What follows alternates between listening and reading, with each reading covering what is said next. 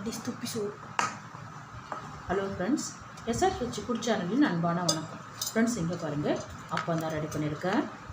ரொம்பவே நல்லாயிருக்கும் ஃப்ரெண்ட்ஸ். தீபத்துக்கு இந்த அப்பா ரெடி பண்ணி பூஜைக்கு ரெடி பண்ணலாம். ரொம்பவே நல்லாயிருக்கும் ஃப்ரெண்ட்ஸ். வாங்க ஃப்ரெண்ட்ஸ், வீடியோக்குள்ளே போகலாம். பாருங்கள், ரொம்ப நல்லாயிருக்கும்.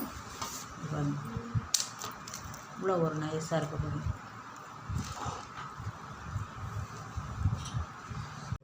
ரவை ஒரு கப்பு எடுத்துருக்கேன்.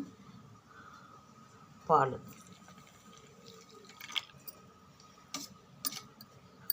நல்லா காய்ச்சின பால் நல்லா கலந்து இங்கே பாருங்கள். அப்படியே மூடி வைங்க. ஒரு 5 நிமிஷம் தட்டை போட்டு மூடி வைங்க.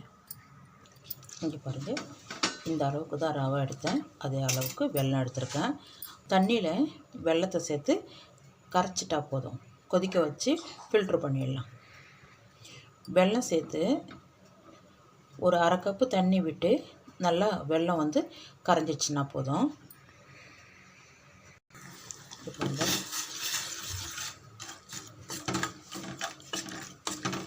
பாகு பதம் எதுவும் கிடையாது ஃப்ரெண்ட்ஸ். இங்கே பாருங்கள், நல்லா ஊறி இருக்குது பாருங்கள். நம்ம ஊற்றின பாலெல்லாம் ரவை நல்லா உறிஞ்சிடுத்து பாருங்கள்.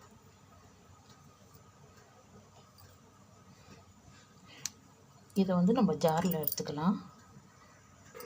இங்கே பாருங்கள், அப்படியே அள்ளி ஜாரில் சேர்த்துருங்க. இங்கே பாருங்கள், எல்லாமே சேர்த்துட்டேன். 3 ஏலக்காய், இங்கே பாருங்கள், ஒரு 5 முந்திரி. இது கூடவே அரிசி மாவு 1/2 கப்பு. இங்கே பாருங்கள், வெல்லத்தை ஃபில்ட்ரு பண்ணி வச்சுருக்கேன். தண்ணி விடக்கூடாது. இந்த வெள்ளை தண்ணி தான் வந்து நம்ம சேர்க்கணும். இங்கே பாருங்கள், கோதுமை மாவு 1/2 கப்பு. 1 கப்பு ரவை எடுத்திருக்கேன். 1/2 கப்பு அரிசி மாவு, 1/2 கப்பு கோதுமை மாவு. இந்த தண்ணி தான் நம்ம சேர்க்கணும். ஃபில்ட்ரு பண்ணி வச்சுருக்கோம் இல்லையா, இந்த தண்ணி. இந்த அப்பத்துக்கு தகுந்த சும்மா லைட்டாக கொஞ்சோண்டு உப்பு 1/2 டீஸ்பூன் தான் சேர்த்துருக்கேன். கம்மி தான், 1/4 டீஸ்பூன். இதை நல்லா நைஸாக அரைச்சிடலாம் ஃப்ரெண்ட்ஸ். இது பாருங்கள், திக்காக தான் அரைக்கணும். தண்ணி விட்டுறாதீங்க. அரைச்சிட்ட பிறகு பார்த்துட்டு செக் பண்ணிக்கலாம். இப்போ நிறையா இருந்தது, கொஞ்சம் அள்ளிட்டேன். ஃபஸ்ட்டு இதை அரைச்சிருக்கிறேன். 2வது இதை அரைச்சிக்கலாம். பாத்திரத்துக்கு மாற்றிக்கலாம். இது பாருங்கள், எல்லாமே சேர்த்துட்டேன். ரொம்ப திக்காக இருக்குது. மீதி இருக்கிற வெள்ளைப்பாகு தண்ணியும் சேர்த்துருங்க. இதை விட்டு கலந்து பாருங்கள். வெள்ளைப்பாகு விட்டுருக்கோம், கலந்து பாருங்கள். இட்லி மாவுக்கும் தோசை மாவுக்கும் நடுவில் வர மாதிரி, ரொம்ப திக்காக இல்லாமல் ரொம்ப லூஸாக இல்லாமல் அந்த அளவுக்கு இருக்கணும். இங்கே பாருங்கள், ஜாரில் இருக்க தண்ணி கொஞ்சமாக சேர்த்துக்கோங்க, கலந்து விட்டு பார்த்துட்டு. ஃப்ரெண்ட்ஸ், இங்கே பாருங்கள், இந்த அளவுக்கு இருந்தால் போதும். கரண்டி மாற்றிடுறேன். நம்ம அளவு எவ்வளோ பெருசு வேணுமோ அந்த அளவுக்கு கரண்டி எடுத்துங்க. இந்த மாதிரி குழம்பு கரண்டி அளவுக்கு. நல்லா பெருசாக வேணும்னா இந்த மாதிரி எடுத்துக்கணும். இங்கே பாருங்கள், இந்த அளவுக்கு இருக்கணும். ஃப்ரெண்ட்ஸ், இங்கே பாருங்கள், பாத்திரம் வச்சுருக்கேன், எண்ணெய் விட்டுருக்கேன். நம்ம அப்போ ரெடி பண்ணிடலாம். இங்கே பாருங்கள்,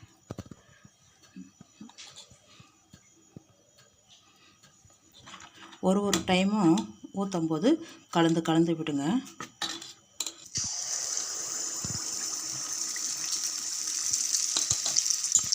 அப்படியே தீயை வந்து குறைச்சிடுங்க. இங்கே பாருங்கள், சூப்பராக அதுவாக பொங்கி வரும். நல்லா புசு புசுன்னு வருது பார்த்தீங்களா.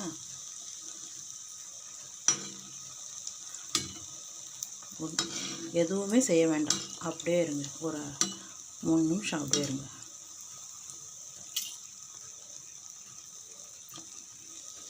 உப்பு அப்படியே திருப்பி விடுங்க.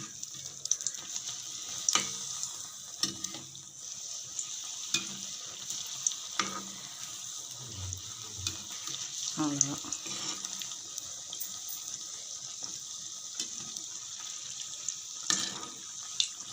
இந்த பக்கமும் அந்த பக்கமும் திருப்பி விட்டிங்கன்னா நல்லா செவந்து இந்த மாதிரி கலரில் வரும். தீயை குறைச்சிங்கன்னா உள்ளே இருக்கிற மாவு நல்லா வெந்து வரும். இங்கே பாருங்கள், இந்த அளவுக்கு செவந்துட்டுனா போதும்.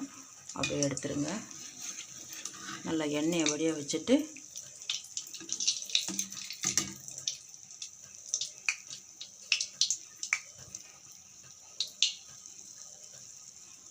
பாருங்கள், சூப்பரான பாலாப்பம் ரெடியாக இருக்குது பாருங்கள். அப்படியே தட்டில் மாற்றிடலாம். இங்கே பாருங்கள், சூப்பரான அப்பம் ரெடியாக இருக்குது. வாங்க ஃப்ரெண்ட்ஸ், சாப்பிட போகலாம்.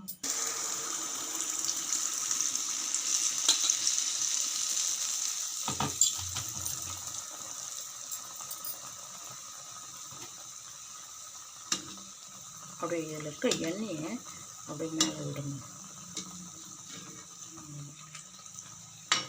சூப்பராக ரெடியாக இருக்குது பாருங்கள். அவ்வளோதான் ஃப்ரெண்ட்ஸ். இதே மாதிரி அப்போ எல்லாமே போட்டு எடுத்துருங்க ஃப்ரெண்ட்ஸ். இங்கே பாருங்கள், பால் ஊற்றி அப்போ ரெடி பண்ணியிருக்கேன். ரொம்பவே நல்லாயிருக்கும் ஃப்ரெண்ட்ஸ். இந்த வீடியோ